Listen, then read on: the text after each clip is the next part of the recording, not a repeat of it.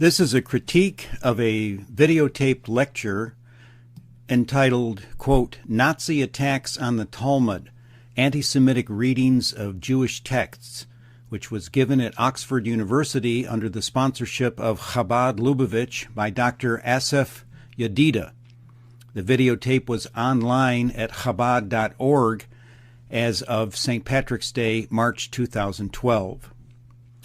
A little background. Dr. Yedidya is lecturer in Judaic history at the Center for Jewish Studies at Bar Ilan University in the Israeli state.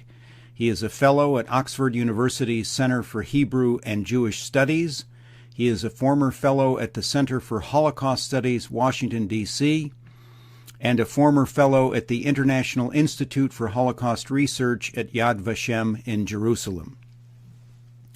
Before I begin my critique of Dr. Yedidya's talk at Oxford, I would like to take this opportunity to invite him to a debate on the subject of the scholarship and intellectual integrity of Talmud criticism, and if he will not accept my challenge to debate, then this response to his lecture at Oxford will have to stand in as the next best thing until such time as he is willing to debate. First, I would like to thank Dr. Yedidya for not making the claim that Professor Johann Andreas Eisenmenger, author of Entdecktes Judentum and the other early critics of the Babylonian Talmud and cognate sacred rabbinic texts, were motivated by racism. It would have been a lie to make that claim, and he does not make that claim. Many other Talmudists do cast that false aspersion. Dr. Yedidya makes clear that what he calls 16th century authors were motivated by a desire to demonstrate to Judaic people the harm that the Talmud caused them spiritually and to present the gospel of Jesus Christ to them. He does assert the fallacy, however, that the work of the Christian critics of the Talmud who were not motivated by racial animus is what made possible the Nazi attack on the Talmud. Yedidya has failed to offer any evidence for this claim, and it is a huge leap in logic. It reflects a repetitive element in the Shoah theology of World War II, whereby Christians of the past who were critical of the Talmud are accused of being the precursors of the Nazis and the Holocaust. The message being that whoever criticizes the Talmud is sending Jews to the gas chambers. And this claim is a form of intimidation. It's supposed to intimidate us from pointing out what is racist and hateful and homicidal in the Talmud. Toward the end of his speech, Dr. Yedidya makes a general reference to a so-called Nazi bridge to the Jew hate of the past, which could be taken to mean that he is referring to the early effort to convert Judaic people on the part of scholars such as Eisenmenger, and suggesting that their conversion mission was itself an act of Jew hate. In other words, Jesus Christ, the apostles and disciples, all of whom were Jews, were guilty of Jew hate. This mentality of defining the perimeters of what constitutes Jew hate is a common feature of the believers in the Talmud. As Rabbi Jacob Neusser has stated, the Talmud is God in the flesh in their eyes. Therefore, any person, whether ancient Jew, modern claimant to that title of Jew, i.e. a Judaic, or a Christian missionary, is a Jew hater if they oppose the Talmud. Hence, the welfare of the Judaic people is equated with the defense and promotion of the Talmud. This is the argument of the true believer in Judaism and its Talmud. The argument has no rational basis or persuasive force for those who do not accept Judaism's narrative about itself and its holiest book. If the Talmud is a book of racism, superstition, hatred, and self-worship, then it is destructive of the soul and spirit of Judaic people, and it would be a loving act of charity to endeavor to liberate them from that hateful text. The key factor for Judaism in support of the Talmud was pointed out by the man Karl Marx referred to as his rabbi, Moses Hess. It was Hess who said that the Talmud maintained the tribal cohesion of the Judaic nation. And this is something Dr. Yedidya dismisses. the tribal aspect of the Talmud's function as a means of maintaining the racial identity and cohesion of Judaics. He labels that truth as being a Nazi perspective. The professor makes two major omissions in his survey of the critics of the Talmud. No true scholar of Talmudic criticism who claims he is surveying the field of, quote, anti-Semitic readings of Jewish texts, which was the subtitle of his talk according to the Chabad organization, can afford to overlook Martin Luther. Now, why he omits Luther, I don't know. Luther is notorious in this regard, yet Yedidya makes no mention of Luther's book contra the Talmud, titled in German, Von den Juden und ihren Lügen. That is to say, on the Jews and their lies. It is rather strange that he would fail to mention Luther's book and then cite various minor figures in German history who attacked the Talmud. So this is a major oversight on his part. Is it deliberate? I don't know. His second omission is of the 19th century's most devastating scholarly critique of the Babylonian Talmud by Dr. Alexander McCall, whose books were published in Yiddish as well as English. Again, it is incomprehensible to me that he would leave out McCall. Could it be he is unaware of Dr. McCall or prefers to avoid him because McCall was a fervent advocate of Judaic converts to Christianity and helped to promote those converts into high positions in the Anglican Church, including in Palestine? Dr. Yedidya says that the Nazis didn't spend much energy attacking the Bible, but focused on the Talmud. This is frankly nonsensical. The Nazis were so critical of the Old Testament that Pope Pius XI, in his 1937 anti-Nazi encyclical to the German Church, titled With Burning Concern, Mit Brenner Sorge, felt impelled to specifically defend the Old Testament against the Nazi attacks. Once again, Dr. Yedidya errs considerably here on this point. Now to the specifics of some of his charges against the critics of the Talmud. The tactic he uses with Dr. Eisenmenger is to quote passages from the Talmud in English, which are censored mistranslations of the original Aramaic, and then blame Eisenmenger for quoting the uncensored Talmud. So Yedidya says the Talmud attacks idolaters and Amalekites, and that Eisenmenger extrapolates from those attacks on what are pagan people, that the Talmud is attacking Christians. Well, redacted English translations of the Talmud Bavli do use those code words, idolater and Amalekites, but that's a falsified translation presented in English in order to cosmetically clean up the racism that is contained in the uncensored Talmud. Can Eisenmenger be blamed for accurately quoting the Talmud as it was written? I don't think so. In the uncensored Babylonian Talmud, the hostile, contemptuous, and homicidal references and hate speech are directed at the Goyim, meaning the nations, that is to say, all non-Jews. Dr. Yedidya uses another example of what he claims is an incorrect attribution when he cites Rabbi Ben Yohei's statement that even the best of the non-Jews should all be killed. Dr. Yedidya makes a point of saying that the critics always omit the next line from Yohei, where he allegedly qualifies his statement by saying, in time of war, even the best of the non-Jews should all be killed. Well, first of all, that statement is indefensible whether the qualifier is applied or not. For example, if an Iranian Ayatollah were to say, in time of war, even the best of the Jews should all be killed, most of the world would recognize that that statement was a genocidal declaration, and no amount of pleas for context would ameliorate the seriousness of the threat. Moreover, critics of the Talmud, at least the better ones, certainly don't fear context. More often than not, a broader consideration of the context of controversial Talmud passages confirms their hateful intent.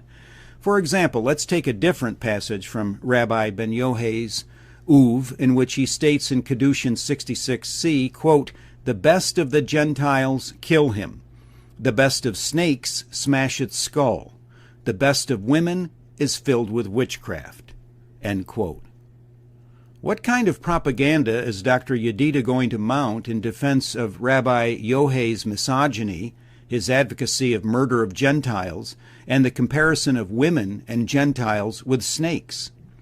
Dr. Yedidya makes an issue out of Julius Streicher using snake imagery for the Talmud, yet here is a comparison by a rabbi who is honored with a huge pilgrimage to his grave in Palestine every year, of a comparison of women and all non-Jews to snakes who should have their skulls smashed. So here we have corroborative context for better understanding that when the rabbi said that the best of the Gentiles should all be killed, and then tacks on the phrase "in time of war," we should understand the pill-pull and casuistry of Talmudic exegesis. And if we do, we will know that he was furnishing an escape clause for his homicidal intent, a loophole which Yedidya employs against Eisenmenger in an act of what could be described as chutzpah, because it depends on people's ignorance of the function of escape clauses in Talmudic texts. It's also rather ominous when Dr. Yedidya equates criticism of the Talmud with so-called anti-Semitism, because there are prestigious and influential rabbis, such as the Rosh Yeshiva of the Talmud Academy of Har Bracha Hesda on the occupied West Bank, Rabbi Eliezer Melamed, who rules that it is a mitzvah, a blessed deed, to kill anti-Semites. Dr. Yedidya says at one point that Talmud critics falsely say that the Talmud decrees that Gentiles were born to serve the Judaics. Has Dr. Yedidya ever heard of the spiritual leader of the Israeli Shas party, Rabbi Ovadia Yosef? How could he not have heard of him when Dr. Yedidya is on the faculty of the religious Bar Ilan University in the Israeli state? So are we supposed to believe that Dr. Yedidya is ignorant of Rabbi Ovadia Yosef's Talmudic teaching that, quote, "Gentiles are like donkeys. They exist only to serve the Jews," end quote? This is a documented statement by Rabbi Yosef. You can read it on page 206 of my book, Judaism's Strange Gods, or you can read it in the Jerusalem Post newspaper of October 18th, 2010. And this is a statement by a rabbi who is the head of the Shas Council of Torah Sages in the Israeli state. And Dr. Yedidya is trying to tell us that this is not a Talmudic sentiment, that the critics of the Talmud are making this up? Is Rabbi Ovadia Yosef our creature or the Talmud's, Dr. Yedidya? Was he trained in a Franciscan monastery or a Talmudic yeshiva? Dr. Yedidya says that the Talmud critics falsely charge Maimonides with giving the permission to kill Gentiles, that this is not the teaching of Maimonides. Well, in fact, it is not just the teaching of Maimonides. It is actually from the Talmud Bavli, Sanhedrin 57a, quote, "If a Gentile kills a Jew, the Gentile is to be killed. But if a Jew kills a Gentile, the Jew is to go free," end quote. Is this out of context? Is that how you want to try and claim it is false and that it doesn't mean what it says? You want context? Well, let's do context. Maimonides, quote, "All of the inhabitants of the world are compelled to accept the Noahide laws. If any non-Jew does not accept these laws, he should be killed." End quote from Rabbi Moses Maimonides' Mishnah Torah, Chilkat Melachim, that is the Laws of Kings and Wars, section 8, Halakha 10. This section of Chilkat Melachim deals with battle captives, but in the course of elucidating those laws pertaining to captives, Maimonides is drawing on the larger corpus of halakha having to do with non-Jews, the 7 laws of the Noahide. Maimonides is specifically cited in this regard in Tosfot Yom Tov Avat, chapter 3, verse 14.